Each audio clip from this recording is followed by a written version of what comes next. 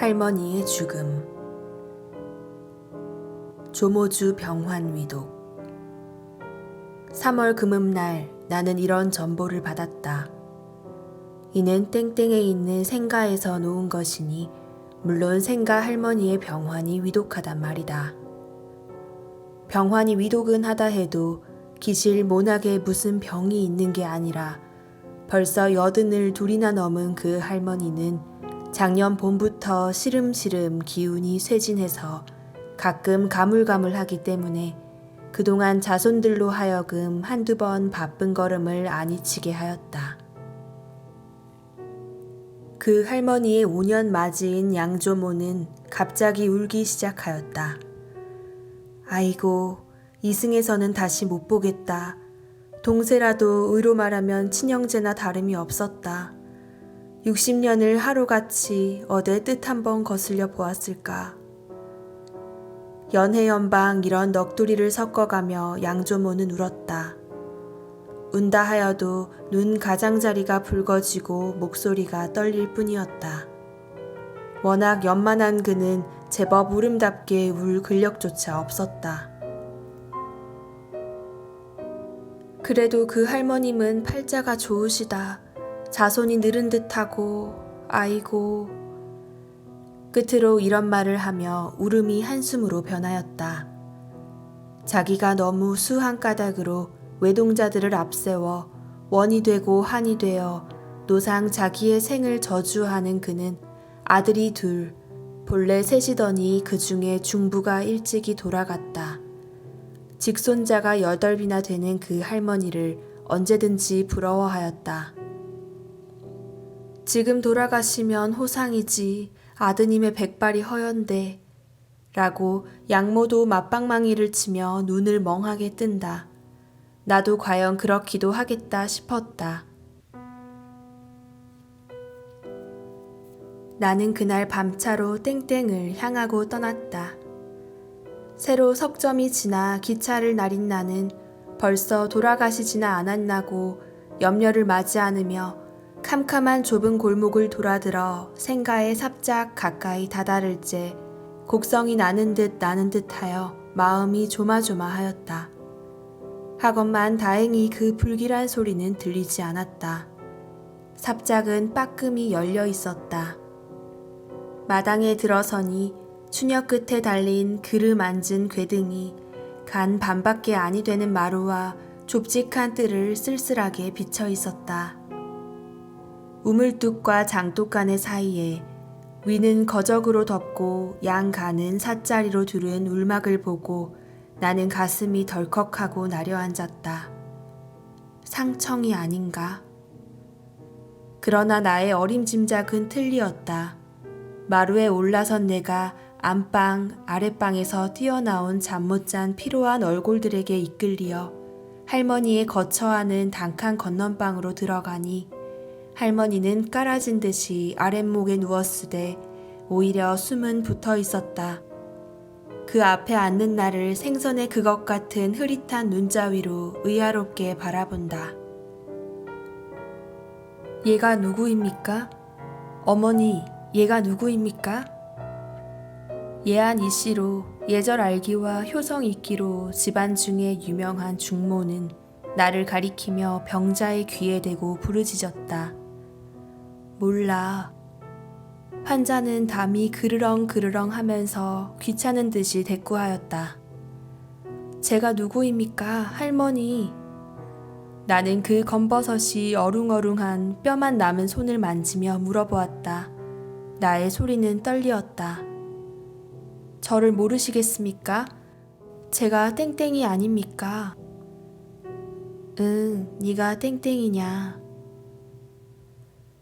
우는 듯이 이런 말을 하고 그윽하나마 내가 잡은 손에 힘을 주는 듯 하였다. 그 개개 풀린 눈동자 가운데도 반기는 빛이 역력히 움직였다. 할머니의 병환이 어젯밤에는 매우 위중해서 모두 밤새움을 한 일, 누구누구 자손을 찾던 일, 그 중에 내 이름도 부르던 일, 지금은 팔결 돌린 일, 온갖 것을 중모는 나에게 아르켜 주었다. 나는 그날 밤을 누울락 앉으락 깰락 졸락 할머니 곁에서 밝히었다.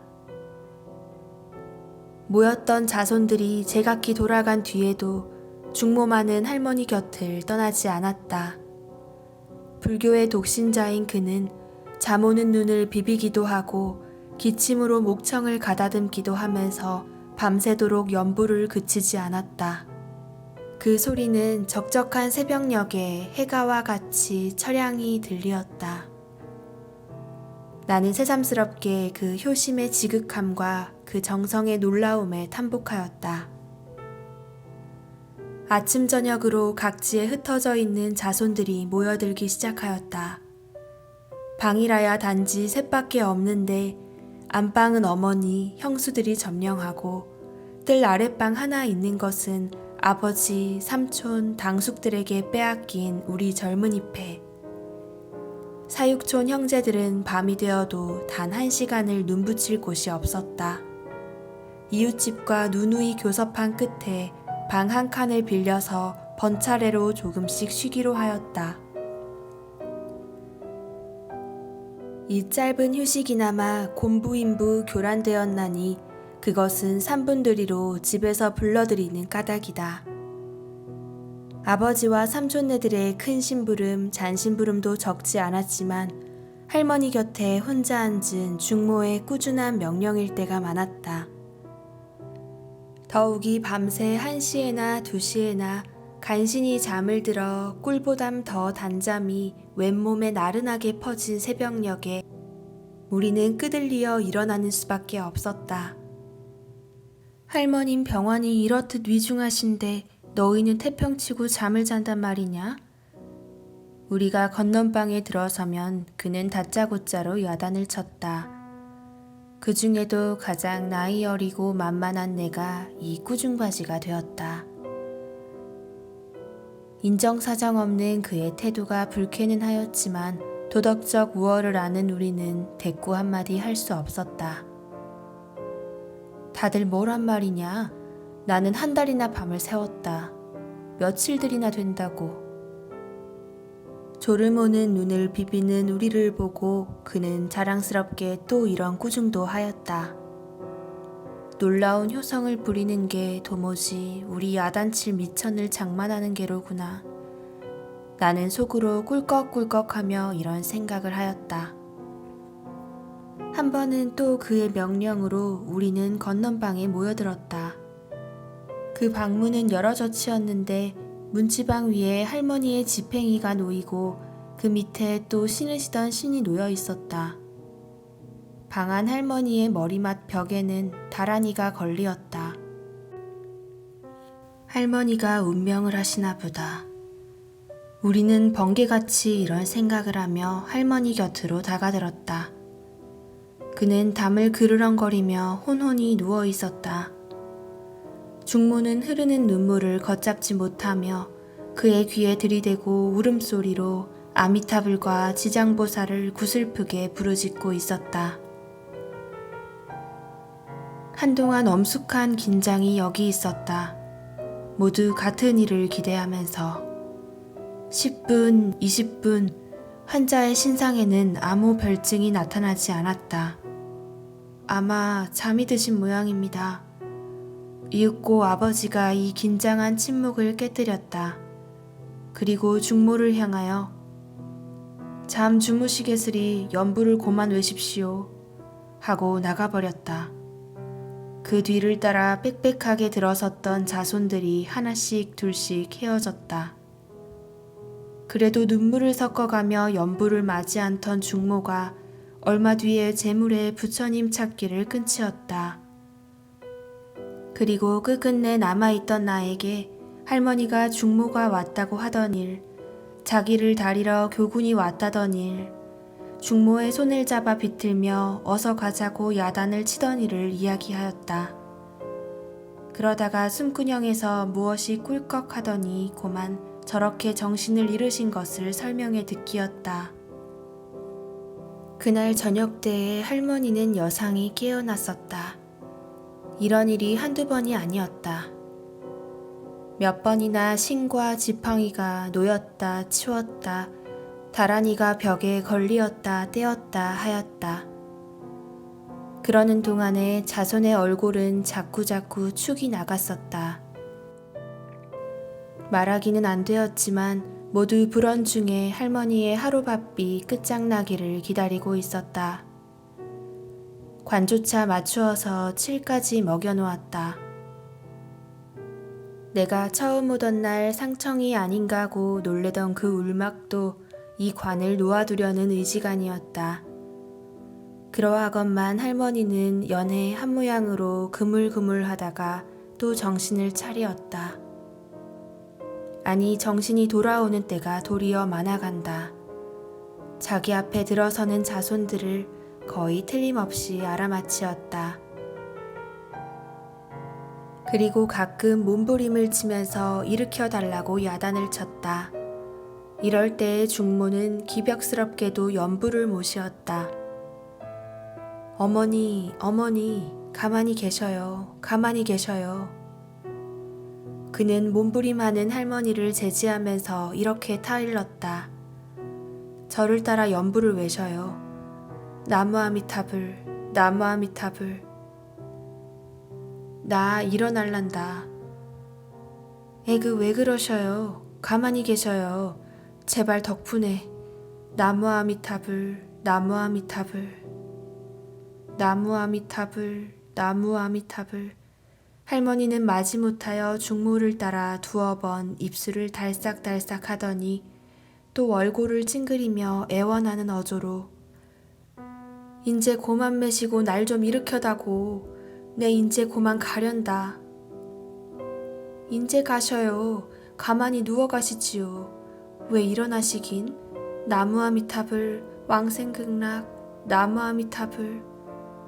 할머니는 귀찮아 못 견디겠다는 듯이 팔을 내어저으며 듣기 싫다.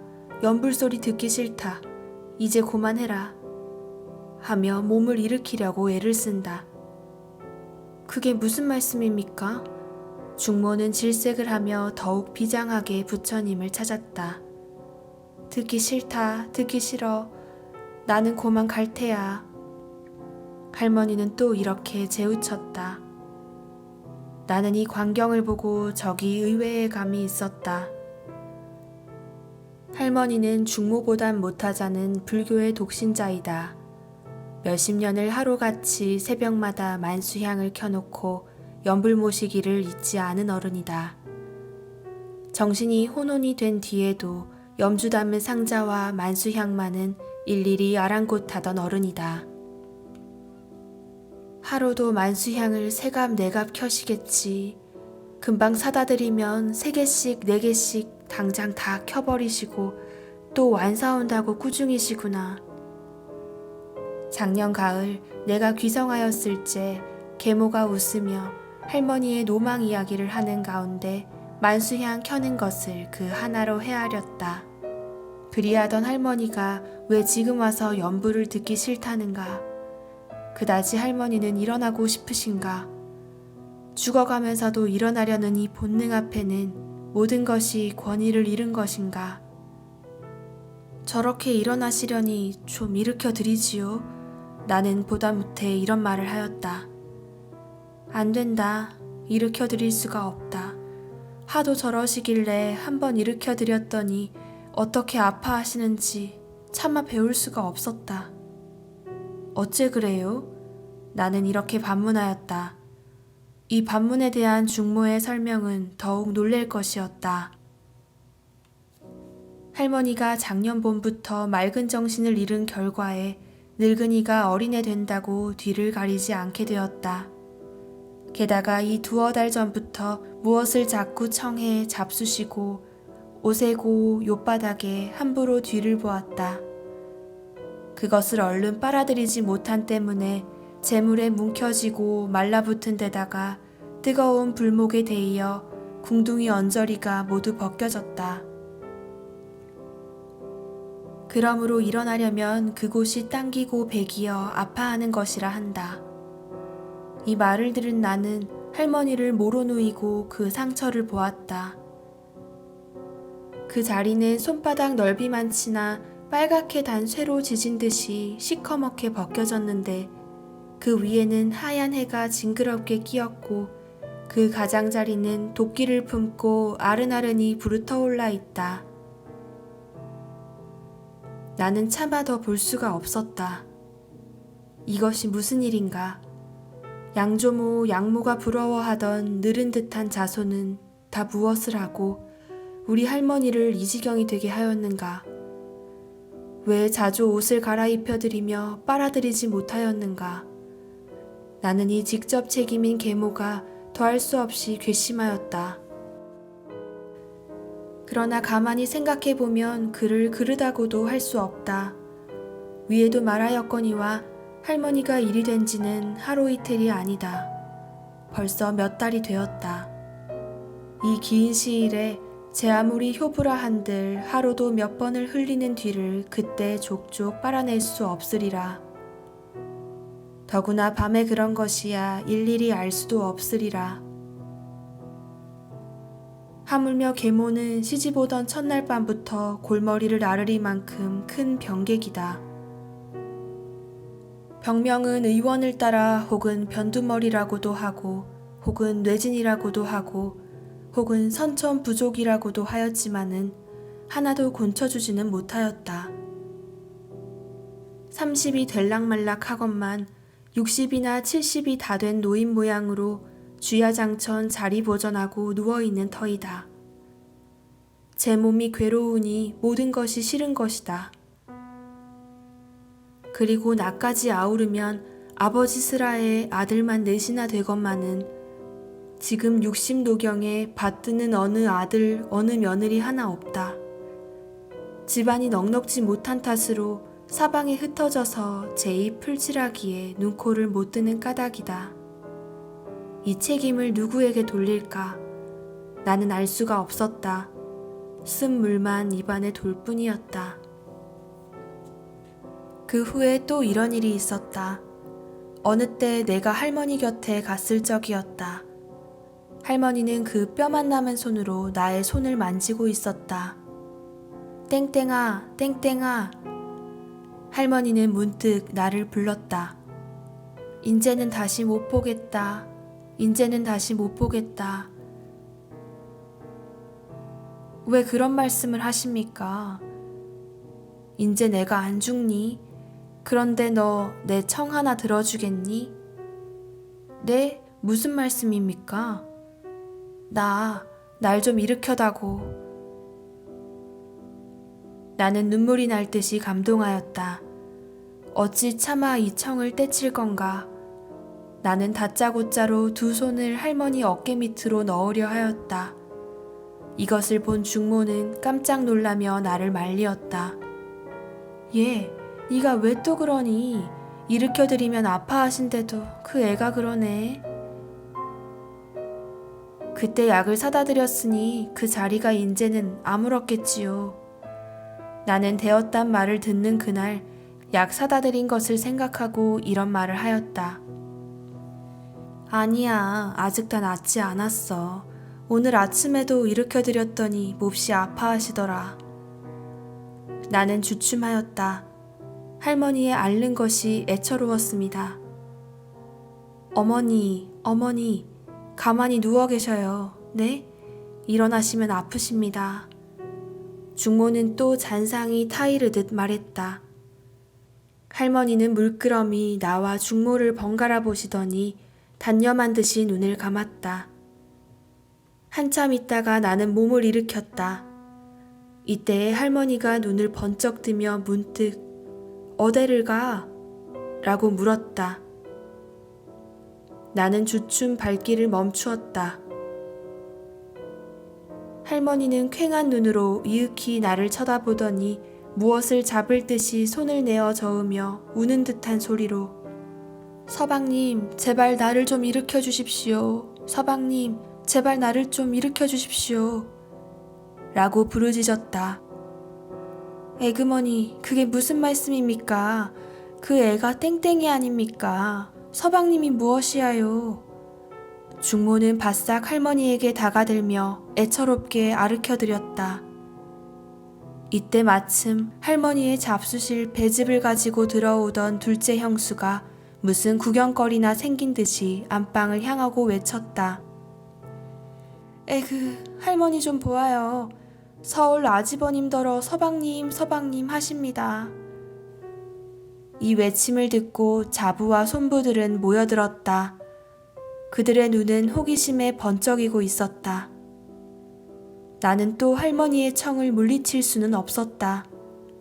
그것이 어떠한 나쁜 영향을 초치할지라도 안이 일으켜 드릴 수가 없었다.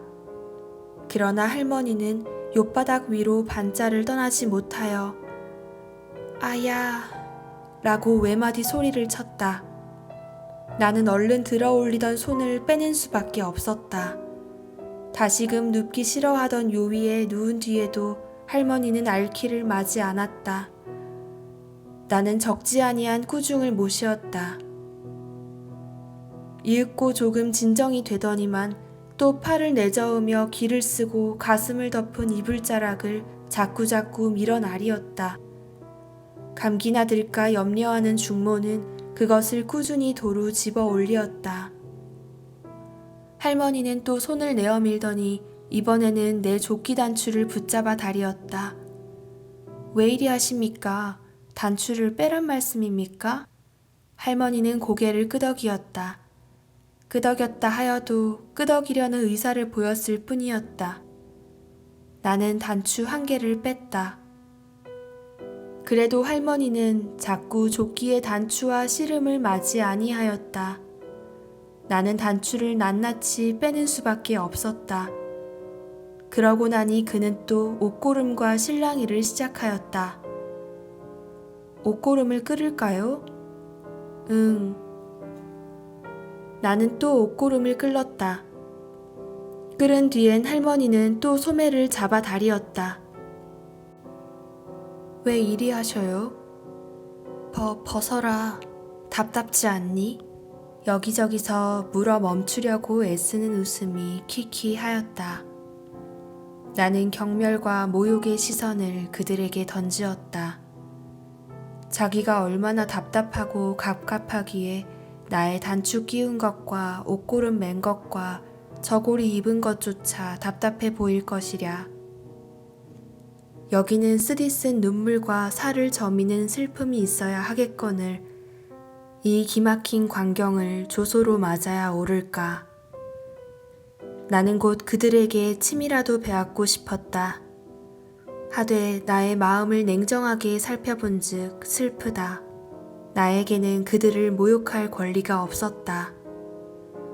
형수들 앞에서 앞가슴을 풀어 젖히려는 할머니가 민망스럽기도 하고 딱하기도 하였다. 환자를 가엾다 생각하면서도 나의 속 어디인지 웃음이 움직인 것은 부정할 수 없는 사실이었다. 더구나 내가 젊은이 패가 모인 이웃집 방에 들어갔을 때 무슨 자미스러운 일이나 보고 온 사람으로 득이양양히 이 이야기를 하고서 허리를 분질렀다. 거기에서는 할머니의 병세에 대하여 의론이 분분하였다. 그들은 하나도 한가한 이가 없었다. 혹은 변호사, 혹은 은행원, 혹은 회사원으로 다 무한년 하고 있을 수 없는 형편이었다.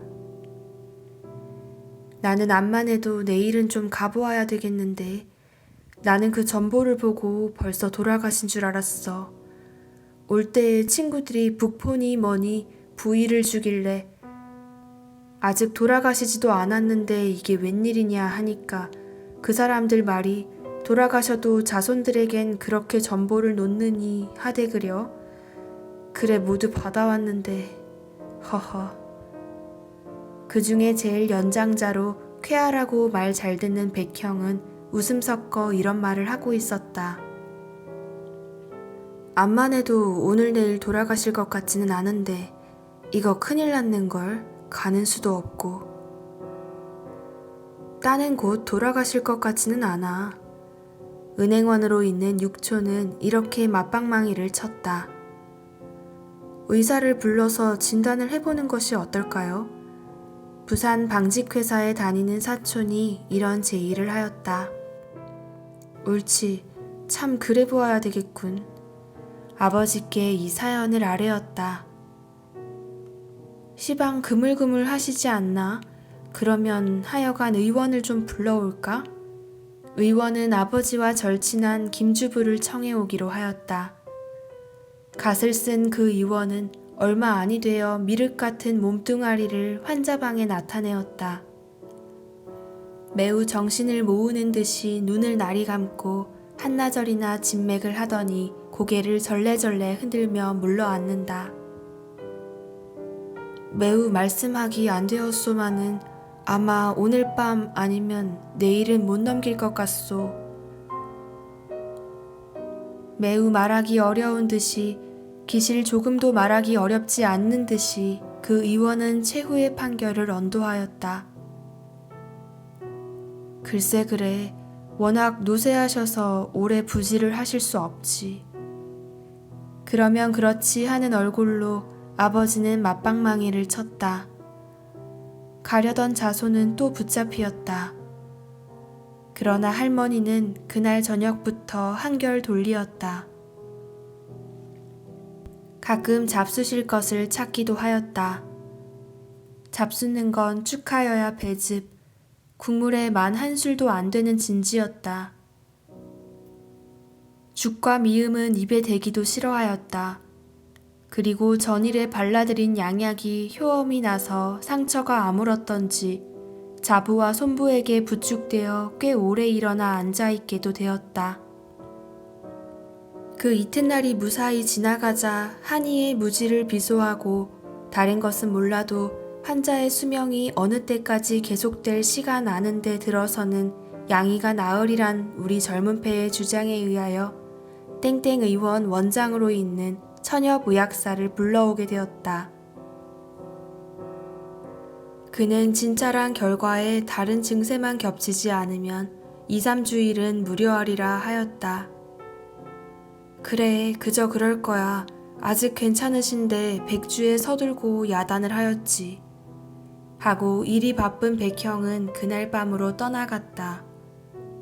그 이튿날 아침이었다.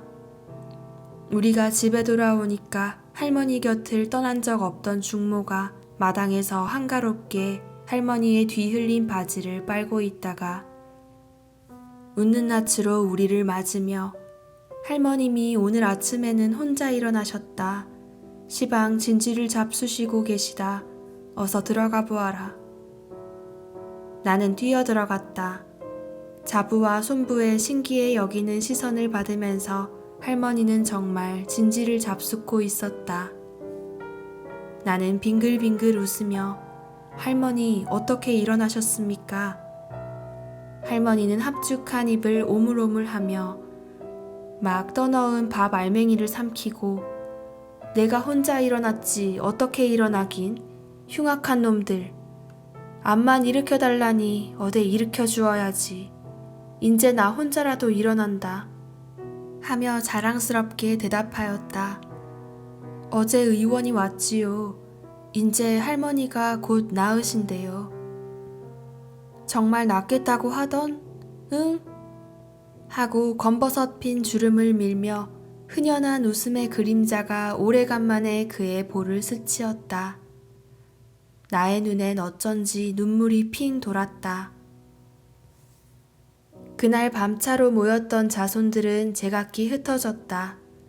나도 그날 밤에 서울로 올라왔다. 어느 아름다운 봄날이었다. 말갛게 개인 하늘은 구름 한 점도 없고 아른아른한 아지랑이가 그 하늘거리는 기볼로 봄비단을 짜내는 어느 아름다운 봄날이었다.